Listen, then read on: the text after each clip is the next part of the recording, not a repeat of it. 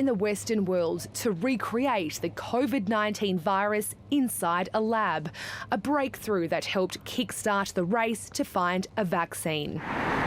18 months later, they're set to play a pivotal role in Australia's pathway out of the pandemic. The rest of the world is opening up.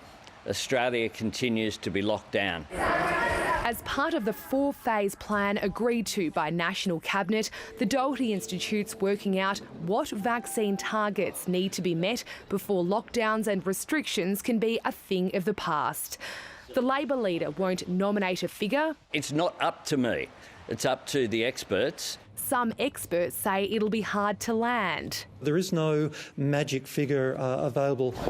The states have one in mind. I've been saying 80% of the adult population. I've heard the Chief Health Officer use figures of between 70 and 80%. Once everyone's had the opportunity to get the vaccine. So we're not at that stage yet. That's because Australia doesn't have enough doses for the whole population, but soon we're told that'll change. About 300,000 Pfizer doses have been arriving each week. That's expected to more than double to a weekly average of 700,000 doses this month. September should see that ramp up to 930,000 weekly doses until October, when supplies are set to jump to 1.7 million doses a week before reaching 2.3 million by December. Young Australians should have confidence that they will see a full opening up in the months to come, and that may even be sooner than months. But he couldn't say when exactly those under 40 will finally become eligible. There's not a fixed date that I can give you now. Until that date's been set, the only option for most under 40s is to talk to their GP about getting the AstraZeneca jab. In the past week, we're told about 7,500 younger Australians have done just that.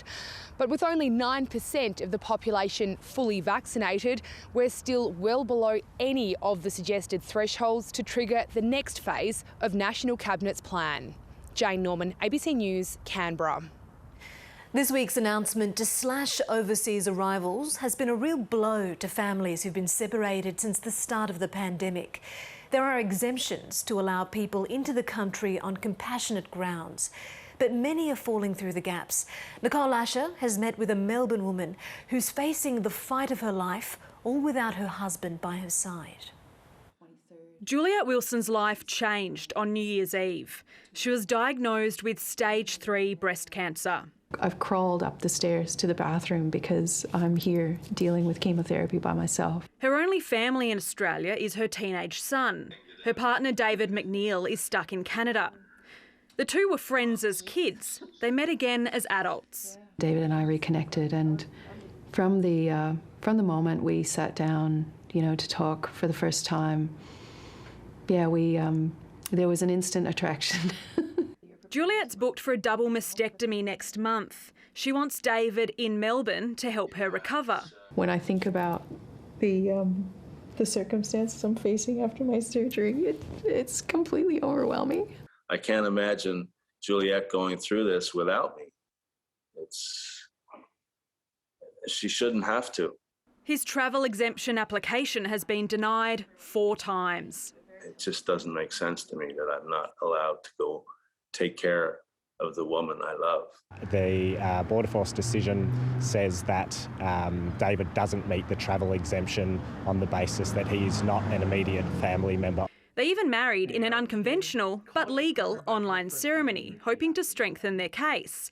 David's also fully vaccinated and ready to quarantine. And we've seen that travel exemptions are more and more difficult to obtain for Australian citizens in a variety of circumstances.